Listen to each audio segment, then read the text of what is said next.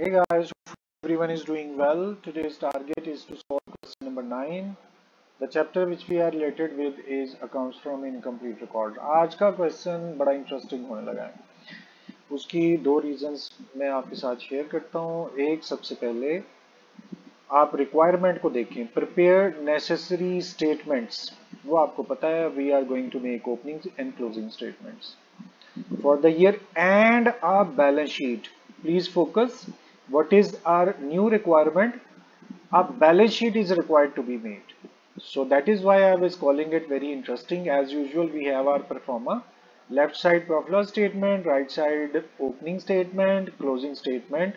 We are going to make. All methods are same except we will be making a new balance sheet concept under single entry system. We are ready to start our question, so let's begin. एक और बहुत interesting matter यहाँ पे हम discuss कर सकते हैं, his business balance sheet on 1st January. 1st January as usual you people understand it's opening. अब आप देखें, इस बैलेंस शीट से आपने कंफ्यूज नहीं होना, ये ओपनिंग स्टेटमेंट ऑफ अफेयर्स है क्योंकि date is mentioned as 1st January. Capital is already present, capital amount is 24,000. So it means again in this question we do not need to make opening statement. Capital opening is already present in your question. So simply what you will do, you will put amount of capital over here. यहाँ पे बस capital की आपको amount लिख देनी है. The amount of capital is 24,000. Just put it out. इसका मतलब आसान काम हो गया. We do not need to make opening statement. Alright, now after making this and considering it as opening statement, अब आपको इस पे टेंशन देने की जरूरत ही नहीं है. आपको नहीं पता करना कि ये कैश इन हैंड क्या है, ये कैश एट बैंक क्या है, ये कैपिटल क्या है, क्रेडिटर्स क्या है. Just leave it out. ये जो इतना सा पार्ट है, अब इसको पढ़ने की भी जरूरत नहीं है because actually it was your opening statement. Basic purpose of opening statement is to make capital, और कैपिटल आपके पास यहाँ लिखा आ गया. इसका मतलब है कि आज भी ये इनकम स्टेटमेंट, ये स्टेटमेंट ऑफ फेयर नहीं बनाने की जरूरत. और सेकेंडली, जैसे मैं आपसे रिक्वेस्ट कर रहा हूँ कि आपने यहाँ नहीं देखना, आप छोड़ दें इसको. His position at the and. अब जाहिर है कि अब जो कुछ भी हमें एंटर करना है, everything would be entered in closing statement. उसकी डिटेल वो आपको यहाँ दे रहा है, his position at the end. लेकिन as usual you people know that adjustments would be present in closing statement. तो हम बजाय इसके कि यहां से पढ़ें, हम इसकी एडजस्टमेंट से स्टार्ट करते हैं, यानी कि यहां से. He withdrew during the year. These are drawings. अब यहां आपका फोकस बहुत जरूरी है because you will have to understand. वो क्लियरली कह रहा है he withdrew drawing drew during the year 18,000, out of which he spent 12,000 on cost of purchasing motor vehicle for the business. Please understand, उसने पैसे निकाले, उसको ड्राइंग्स कहना चाहिए था, लेकिन उन्हीं पैसों से वो दोबारा बिजनेस के लिए मोटर कार परचेज कर रहा. तो ये कौन सी ड्राइंग्स हुई? ड्राइंग्स तो होती हैं पर्सनल यूज के लिए. But he withdraw amount and again with the help of this amount he had purchased motor car for the business. Please understand, this motor car is not for his personal use. अब जरा मुझे समझाएं, 18,000 उसने अपने use के लिए निकाला, उसमें से 12,000 वापस बिजनेस में चला गया, तो ड्राइंग्स कितनी हुई? I hope you people have understood. 18,000 total निकाला, लेकिन 12,000 दोबारा इन्वेस्ट कर दिया. इसका मतलब है 18,000 minus 12,000, that would be 6,000 as your drawings. अच्छा जी, अब what you will do for this 12,000? Motor car is purchased, motor car is your asset. You will go to closing statement and here you will mention motor car. And as you know that total 18,000 were drawn, 12,000 you have spent for the motor car. So cost of motor vehicle is mentioned clearly, it is 12,000. Next, prepare necessary statement, profit loss, balance sheet. After these are your adjustment, depreciate furniture and motor car. How much rate? 10%. Motor car, look at here, we have already written motor car over here and you need to depreciate by 10%. Once again I am letting you know, look at here, at the rate of 10%, two assets would be depreciated. We are right now dealing with motor car. So less depreciation. And how will you calculate? 12,000 was value of asset, multiplied by 10 divided by 100. That would be 1200 your depreciation. And you know that amount of depreciation would be subtracted. Total amount of asset 12,000 minus 1200 is your depreciation. Remaining amount would be written over here. Now we need to calculate second depreciation, which is on furniture. Over here, note furniture 3000 is present. So what you will do here, you will mention furniture. Amount of furniture, as I have told you, once again I am letting you know, 3000 is amount of furniture. And again you will be calculating depreciation, but please note it down. This depreciation would be upon this furniture 3000 and 10% would be calculated, that would be 300. So guys, in this way second depreciation is also calculated and we will wrap it up. ये word भी आप जान लें, Excel में ना एक word होता है रैप इट अप, उसमें क्या होता है सब कुछ एक ही सेल के अंदर एंटर हो जाता है। जैसे मैं अभी आपको दिखाता हूँ, ये देखें इस सेल से बाहर जा रहा था ना, तो मैंने क्या किया, इसको रैप कर दिया और उस वजह से ये सारी एंट्रीज एक जगह पे आ गई। एक्सेल में रैप का ये function. Okay, total value of asset was 3000 और depreciation we have calculated 300, remaining 2700 would be posted over here, 3000 and 10% depreciation. Now next is very interesting, write off bad debts and 5% provision for doubtful debts. So you will go and first you will see how much amount of sundry debtors, because this adjustment is related to sundry debtors. Look at here, amount of debtors 9200. Just mention over here 9200. Then first additional bad debts are present in your adjustment. Look at here, write off bad debts. So what you will do, you will subtract, means less, write off bad debts, amount of write off bad debt 400. So please understand, amount of sundry debtors 9200, then you have subtracted written off. अब आपके पास जो amount आएगी वो क्या होगी, 9200 में से जब 400 निकाल देंगे तो बाकी 8800 आपके पास होगा और इस अमाउंट को आप यहां मेंशन कर दें। दोबारा समझते हैं, sundry debtors 9200 and it was said to write off bad debts 400. So you have subtracted, write off 400, 9200 में से 400 निकाले तो 8800 आ गया। अब नेक्स्ट एडजस्टमेंट पढ़ें, and provide 5% on doubtful debts. तो आप क्या करेंगे, यहां पर अगेन एक नई प्रोविजन कैलकुलेट करेंगे और वो प्रोविजन क्वेश्चन के अंदर कितने परसेंट दी हुई है, look at here 5%. Now what you will do, how this provision would be calculated? For that, look, original amount was 9200, but after writing off, amount of debtor now is 8800. अच्छी तरह याद रखना है, जो नीचे वाली अमाउंट आई है आपने उसको पिक करना है और 5% आप कैलकुलेट कर लें। 5% when you will calculate, it would be 440. In this way provision is also calculated. अच्छा, मेरी बात दोबारा गौर से सुनो, डेटर्स थी 9200, उसमें से 400 राइट ऑफ निकाले तो 8800 बचे और प्रोविजन आपने हमेशा जो अमाउंट माइनस करके आई हुई है उसके ऊपर कैलकुलेट करना है। So total amount 450 we have seen. अब बहुत ज्यादा अच्छे ध्यान से सुनिए, बाहर कौन सी अमाउंट लिखनी है। 9200 वाज ओरिजिनल अमाउंट, माइनस 400 वो 8800 आ गया और न्यू प्रोविजन 440 वो भी माइनस करके जो फाइनल अमाउंट आई होगी you will write that amount outside. Okay, अच्छा आप समझना है ना, तो इसको रिपीट भी कर लें, थोड़ा सा रिवर्स कर लें और एक दफा फिर सुन लें। 2-3 दफा सुनने से आपको और अच्छी समझ में आ जाएगी। ऑलराइट, अब आपका एक काम हो गया, all adjustments are completed, so get back to this portion, his position at the end. First is cash in hand, this is your asset, so over here you will put cash in hand. Amount of cash in hand is 1000, so just put 1000 in closing asset side as cash in hand. All right, after cash in hand, छुप गया.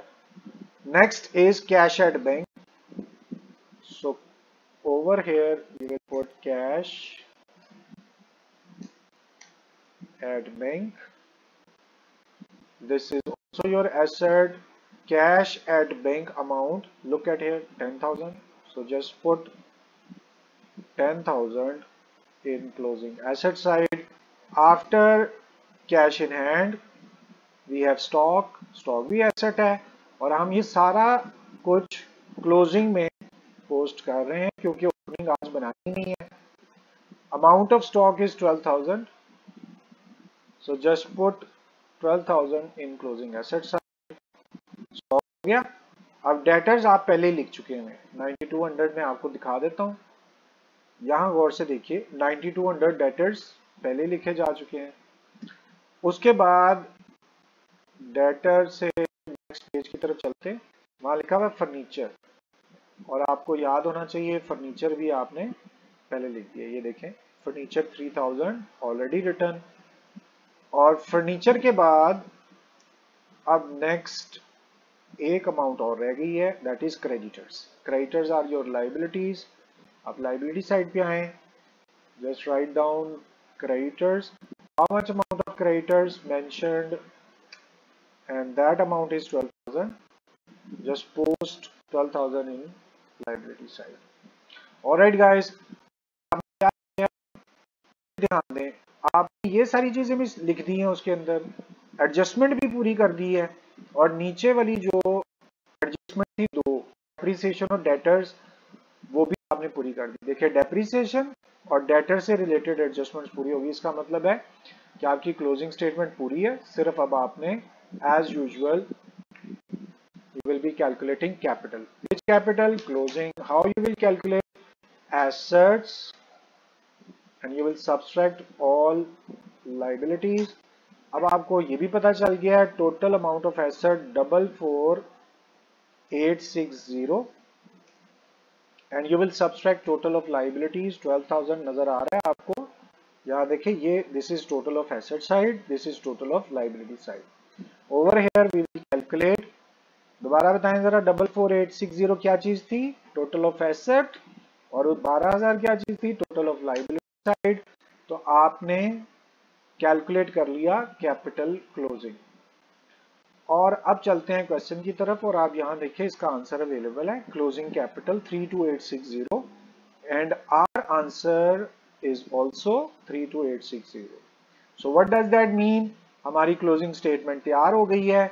अब अगली बात आपने समझनी है, opening बनाना नहीं था और क्लोजिंग स्टेटमेंट सॉल्व हो गई. इसका मतलब है कि आप यहां अपनी प्रॉफिट लॉस स्टेटमेंट की तरफ आ सकते हैं. How much amount was closing capital? 32,860.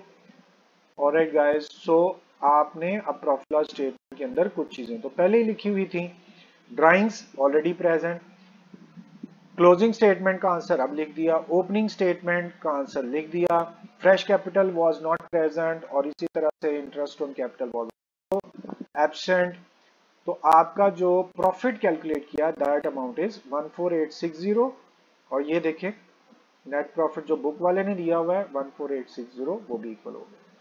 अब बड़ी मजे की चीज चलने लगी है, क्योंकि आपने बैलेंस शीट बनानी है, और आपको एक सबसे आसान तरीका बताने लगा हूं बैलेंस शीट बनाने का. आपने क्या करना है, ये जो स्टेटमेंट ऑफ फेयर क्लोजिंग बनाई है ना, सारा कुछ यहां से आप पिक करें. हालांकि बैलेंस शीट का आंसर डिफरेंट है, आपने ये सारा कुछ एज इट इज पिक करना है, और इस्तेमाल किए हुए जो कुछ भी आपने क्लोजिंग स्टेटमेंट में लिखा हुआ है वो सब कुछ यहां दोबारा छापना है. अगली बात सुने, सिर्फ फर्क ये डालना है कि आपने इसका नाम स्टेटमेंट ऑफ अफेयर्स नहीं रखना, इसकी जगह आप इसे लिख देंगे बैलेंस शीट। अब आप हैरान होंगे ये क्या बात हुई, इट वाज क्लोजिंग स्टेटमेंट और हमने इसको बना दिया है बैलेंस शीट। तो don't worry, there is no difference between balance sheet and closing statement. अब आपको दिमाग तो आपने इस्तेमाल नहीं किया पहले, लेकिन अब आपको दिमाग इस्तेमाल करने की जरूरत है। मैं आपको थोड़ी सी चेंज कराने लगा हूं। यहाँ पर आपने whatever you have written in closing statement everything will write absolutely same. बस आप ये करें, इसको मिटा दें, ये जो आंसर निकाला हुआ था ना कैपिटल क्लोजिंग का, इसको रेज कर दें और फिर आप यहां पर आए। यहाँ पे अच्छा बात आपको समझ आ गई मैं क्या कह रहा हूँ, व्हाट वी हैव डन। मैं बार बार आपसे एक ही बात डिस्कस कर रहा हूँ और वो आपसे कहा कि जो क्लोजिंग स्टेटमेंट बनाई है ये वाली, हर चीज एसेट्स और liabilities everything you will repeat with the change of name balance sheet. और नेक्स्ट स्टेप आपने ये मिटा दिया, the calculation of your closing capital that was removed. अब आपके पास ये खाली जगह है और समझने की बात यहां पर यह है कि यू विल रीराइट समथिंग। सबसे पहले you will post opening capital, balance sheet बना रहा हूं, keep it in mind. Closing statement everything you have cheated and write the same whatever was written in your closing statement. जो closing statement में लिखा था सब कुछ आपने लिख दिया।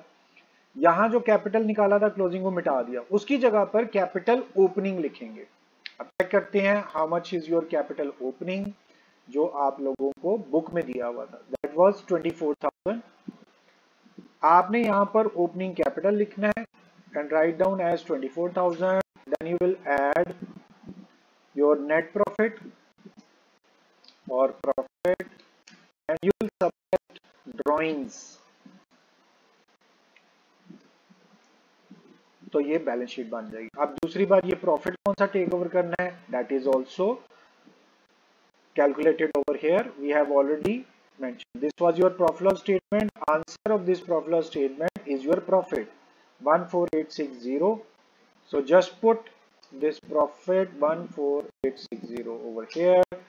Now drawings are also already calculated. Amount of drawings 6,000. So just post amount of drawings 6,000 over here. Finally you will get your total 24,000 opening capital. Then you will add your profit 14860 minus your drawing 6,000 and finally you will get your answer. और देखिए क्या ही अच्छी बात हुई, automatically balance sheet को equal होना चाहिए था and that has been equalized. 44860 answer of balance sheet is given in your question. Let's see how much answer of balance sheet is present. Now you can see that answer of balance sheet is 44860 and over here what you have calculated is 44860. तो इतनी आसानी से आप balance sheet बना लेंगे, कोई नई चीज नहीं आई। स्टेटमेंट ऑफ फेयर क्लोजिंग को ही कॉपी करना है and you will make it balance sheet. बस ये जो आंसर क्लोजिंग का निकाला हुआ था इसको मिटा देना है और उसकी बजाय कैपिटल ओपनिंग टेक ओवर करना है, प्रॉफिट और ड्राइंग्स को एडजस्ट करना है, फाइनल आंसर बाय लिखना है and you will get your balance sheet. So guys, this was your question number 9.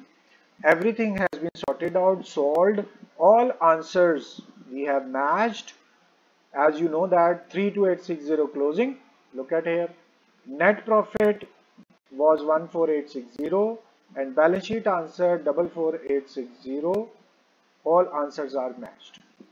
अच्छा अब आपसे मैं दोबारा रिक्वेस्ट कर रहा हूँ कि प्लीज इस क्वेश्चन को 2-3 दफा घर में बैठ के करें and if you still feel anything difficult you are very open to share your problem through messages, text और you can directly contact. I will humbly be trying my best to answer your question quickly. So thank you very much for your time. It's time to say goodbye. Allah Hafiz.